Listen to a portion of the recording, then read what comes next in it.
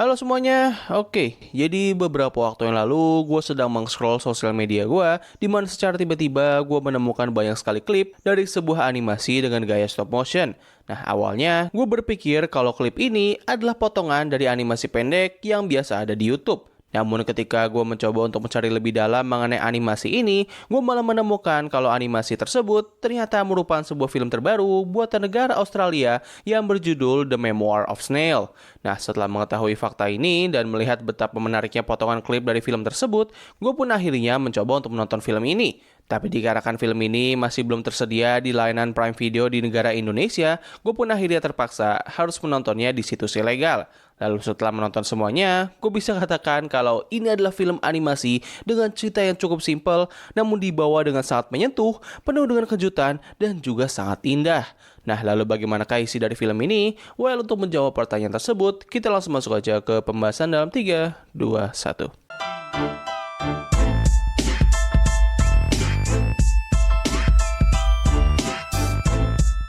Memoir of Snail merupakan sebuah film animasi dengan menggunakan teknik stop motion animation yang berasal dari negara Australia. Film ini sendiri disutradarai oleh Adam Elliott, yang mana beliau sendiri merupakan seorang filmmaker dan sekaligus animator yang telah membuat banyak sekali animasi dengan gaya stop motion sejak tahun 1996. Yes, beliau ini terbilang sudah sangat senior dalam bidang animasi ini. Nah, beberapa animasi buatan beliau yang cukup terkenal adalah Ernie Biscuit, Mary and Max, dan tentunya film terbarunya yaitu Memoir of Snail. Nggak begitu banyak hal menarik yang bisa gue temukan di balik pembuatan film ini, selain film ini terinspirasi dari perjalanan hidup dari sang kreator, serta film ini memakan waktu pembuatan sekitar 8 tahun lamanya. Pada saat gue pertama kali melihat animasi ini, gue mengira kalau ini merupakan film untuk anak-anak dengan tema dan nuansa yang cukup gelap dan juga serius. Tapi ketika gue akhirnya menonton film ini, gue dibuat sangat terkejut akan betapa eksplisitnya ini film. Yes, film ini ternyata merupakan sebuah animasi dewasa. Nah, lalu bagaimanakah isi cerita dari animasi ini dan seberapa mature-kah konten yang mereka hadirkan? Sedikit peringatan, pembahasan berikutnya ini gue bakal membahas seluruh cerita dari animasi ini. Jadi ya, buat kalian yang gak pengen kena spoiler, kalian bisa tutup video ini dan menonton filmnya terlebih dahulu. Kalau kalian sudah siap, kita langsung masuk aja ke pembahasan utamanya. I was named Grace Prudence Puddle. My twin brother, Gilbert. Memoir of Snail sendiri bakal mengisahkan perjalanan hidup dari dua orang saudara kembar yang bernama Grace dan juga Gilbert. Di sepanjang film ini, kita akan lebih sering mendengar narasi yang dibawakan oleh karakter Grace, namun di beberapa waktu, kita juga akan mendapatkan narasi dan sekaligus sudut pandang lain dari karakter yang berbeda. Semuanya bermula pada saat hari kelahiran mereka, di mana Grace lahir terlebih dahulu secara prematur, lalu disusul oleh saudaranya yang bernama Gilbert. Dikarenakan hal inilah, Grace mengalami kecacatan yang membuatnya harus melewati beberapa operasi dan sekaligus donor tambahan dari saudara laki-lakinya. Tidak hanya itu saja, kelahiran mereka ini juga membuat ibu mereka harus wafat dan keduanya kini tinggal bersama dengan ayah mereka yang sekarang sudah menjadi seorang disabilitas dikarenakan kecelakaan tabrak lari. Walaupun kehidupan mereka sangat berat, tapi ketiganya masih saling peduli dan menikmati setiap momen kecil yang ada. Gilbert tumbuh menjadi seorang bocah yang sangat pemberani dan memiliki impian untuk bisa menjadi seorang performer atau penghibur jalanan sama seperti ayahnya. Ia akan selalu menjaga dan membantu saudarinya, bahkan ketika mereka berdua sedang dibully, Gilbert tanpa takut melawan para pembuli itu hingga kedua belah pihak saling terluka. Nah, untuk Grace sendiri, ia menjadi seorang gadis pemalu dan cukup takut dengan hati yang sangat baik dan memiliki impian untuk bisa menjadi seorang animator. Salah satu kebaikan yang ditunjukkan oleh Grace adalah ketika ia membantu seorang gelandangan yang ternyata merupakan mantan hakim. Nah, ketika kita ditunjukkan dengan alasan kenapa hakim ini dipecat dari pekerjaannya dulu, well, disinilah gue baru menyadari betapa eksplisitnya ini animasi. Kalian mau tahu apa? Alasan ini orang dipecat adalah karena ia ketahuan colai di dalam ruang sidang. What? Ya, kalian nggak salah denger.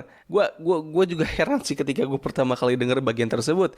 Nggak begitu jelas kenapa ia melakukan hal itu, tapi intinya dia ketahuan, lalu dipecat, dan akhirnya menjadi gelandangan dan bertemu dengan Grace. Pertemuan mereka ini hanya terjadi beberapa kali saja, namun momen ini bakal menjadi sangat krusial untuk cerita ke depannya nanti.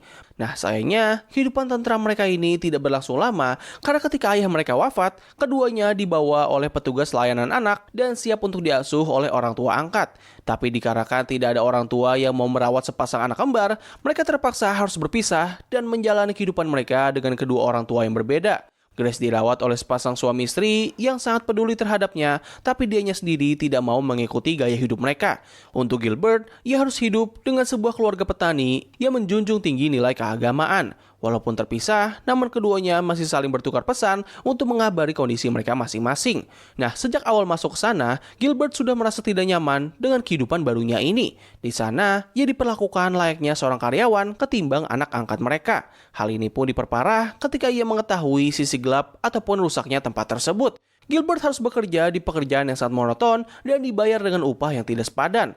Lalu pada waktu tertentu, ia harus membayar pajak dengan menggunakan hasil bayaran tersebut. Pajak ini dikatakan merupakan bagian amal kepada Tuhan yang padahal uang tersebut akan digunakan oleh ayah angkatnya untuk membeli minuman keras. Setiap kali Gilbert melakukan sedikit perlawanan, maka ibu angkatnya akan selalu berpikir kalau Gilbert telah dirasuki oleh seorang iblis.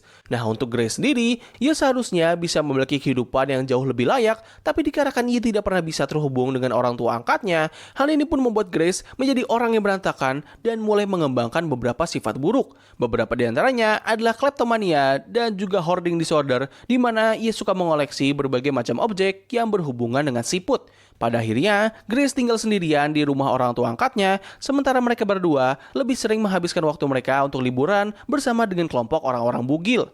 Yes, kalian nggak salah dengar. Mungkin buat kalian yang nggak tahu, di negara barat sana ada sebuah kelompok yang sangat mengglorify atau ya bisa dibilang memiliki kepercayaan bahwa manusia tuh harus tampil bugil. Ya, sedikit informasi menarik lah untuk kalian semua. Nah, pada fase ini, Grace bertemu dengan seorang wanita tua yang bernama Pinky, dan sejak saat itu, Pinky menjadi teman setia dan sekaligus satu-satunya teman yang dimiliki oleh Grace. Bisa dibilang ini merupakan satu-satunya momen terbaik yang dimiliki olehnya, karena selebihnya, Grace selalu dihadapkan dengan berbagai macam situasi yang membuat kondisi dan juga mentalnya menjadi semakin hancur. Hal baik berikutnya yang baru bisa dirasakan olehnya adalah ketika ia bertemu dan juga jatuh cinta kepada seorang pria yang bernama Ken. Ken merupakan cinta pertama dan sekaligus orang pertama yang mau menerima Grace apa adanya. Setelah berkenalan cukup lama, keduanya pun memutuskan untuk melanjutkan hubungan ini ke jenjang yang lebih serius. Pada titik ini, Grace merasa lebih baik dan ia seperti akan mendapatkan kehidupan yang lebih sejahtera. Tapi sayangnya, itu semua akan segera sirna ketika ia mendapatkan surat terbaru mengenai kondisi saudaranya. Nah, jadi setelah mengetahui kondisi Grace, Gilbert berencana untuk mengunjungi acara pernikahan saudarinya. Namun sebelum itu bisa terjadi, ia diciduk oleh ibu angkatnya sedang bermesraan dengan salah satu anak yang bekerja di tempat tersebut. Keduanya pun dihukum dengan cara disetrum dengan asumsi bahwa cara ini bisa menghilangkan sifat buruk mereka yang diduga disebabkan oleh iblis. Tetapi cara ini tidak efektif dan malah membuat Gilbert menjadi semakin murka hingga ia membakar tempat tinggalnya. Tapi sayangnya, di kejadian ini, Gilbert dinyatakan tewas dan hal ini pun membuat Grace menjadi semakin hancur. Ia masih tetap menjalin hubungannya dengan Ken, namun itu semua tidak berlangsung lama karena ia baru mengetahui bahwa alasan Ken mau mendekati Grace adalah bukan karena ia sangat mencintainya dengan tulus, melainkan ia memiliki fetis terhadap cewek gemuk. Pengungkapan ini membuat hubungan mereka menjadi kandas dan Grace tidak mampu mengendalikan dirinya hingga akhirnya ia melakukan tindakan kleptomania kembali. Tetapi kali ini tindakannya berhasil ketahuan dan ia harus menghadiri sebuah persidangan. Di tengah keterpurukannya ini, Grace setidaknya masih memiliki Pinky yang selalu menemani dan sekaligus mensupportnya hingga akhirnya ia berhasil terlepas dari sisa-sisa keburukan yang ditinggalkan oleh Ken. Sayangnya di waktu yang bersamaan, kondisi Pinky menjadi semakin buruk hingga pada akhirnya ia harus menghembuskan nafas terakhirnya dengan mengeluarkan kata potato atau kentang. The potatoes! Hal ini pun membuat Grace kini hanya hidup sebatang kara dan ia sudah tidak memiliki arahan hidup yang jelas, bahkan ia sempat berpikir untuk mengakhiri hidupnya. Untungnya sebelum itu terjadi, Grace langsung mengerti apa maksud dari kata-kata terakhir yang ditinggalkan oleh Pinky.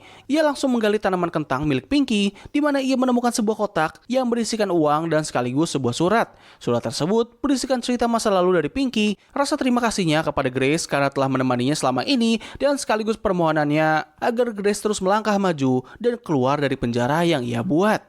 Nah, di momen inilah kita akhirnya bisa memahami apa maksud dari tema siput yang dibawa oleh film ini.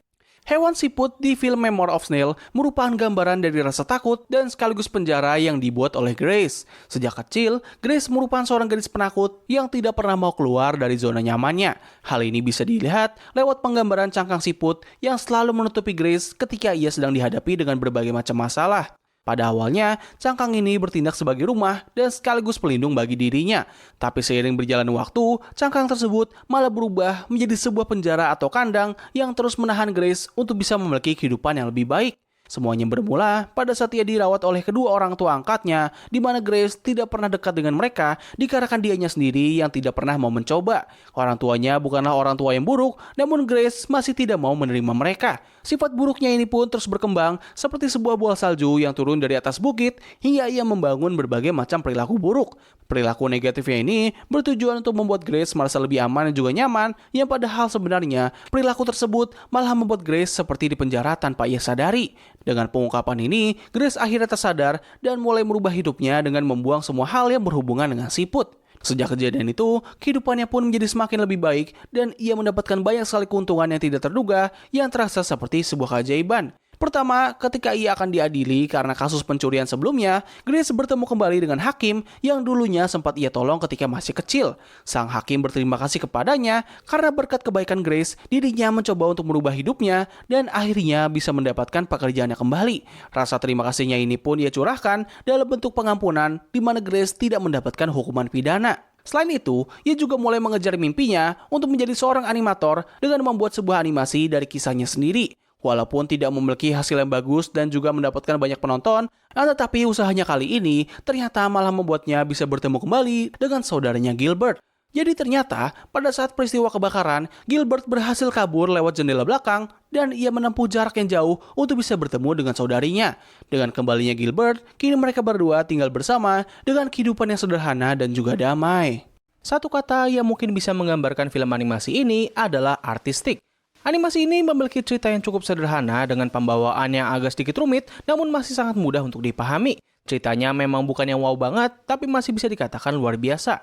Gue sangat suka dengan nuansa gloomy yang mereka gunakan, di mana ini meningkatkan suasana menyedihkan dan juga tragis ketika ada konflik yang sedang terjadi. Walaupun memiliki nuansa yang demikian, tetapi ketika cerita berubah menjadi lebih positif, mereka mampu menghasilkan sebuah adegan yang sangat-sangat wholesome.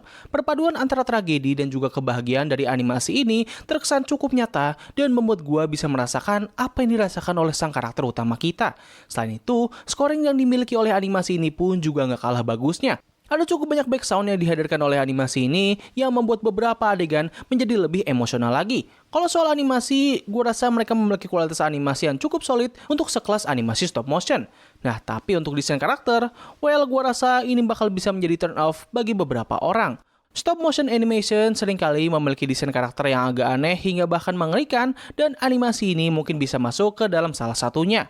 Walaupun begitu, gue pribadi nggak begitu mempermasalahkan hal ini karena pertama, animasi ini merupakan animasi dewasa, jadi gue rasa desain yang agak aneh seperti ini seharusnya nggak menjadi masalah yang besar, kecuali bagi mereka-mereka yang sudah dimanjakan dengan visual dan juga desain yang imut dari berbagai macam anime. Yang kedua, desain yang seperti ini seperti memperkuat nuansa gelap dan juga tragedi dari animasi ini, serta sekaligus memberikan kesan seni yang cukup berkelas. Animasi ini terasa seperti dibuat oleh seorang individu yang memiliki semangat dan juga ambisi untuk membuat sebuah karya seni yang indah dan juga bermakna, ketimbang hanya membuat karya untuk mencari cuan saja. Di tengah wabah keserakahan yang sedang menjangkiti industri animasi, The Memoir of Snail hadir sebagai pengingat kepada kita bahwa animasi bukan hanya sekedar untuk bisa mencari cuan saja, namun juga bisa menjadi media untuk menyampaikan sebuah cerita ataupun pesan yang sangat bermakna. Nah, jadi mungkin itu saja sih yang bisa gue bahas pada video kali ini. Tulis pendapat kalian mengenai animasi ini di kolom komentar di bawah. Jadi terima kasih atas waktu yang telah kalian luangkan untuk nonton video gue. Gue undur diri, sampai ketemu lagi di video selanjutnya. Bye!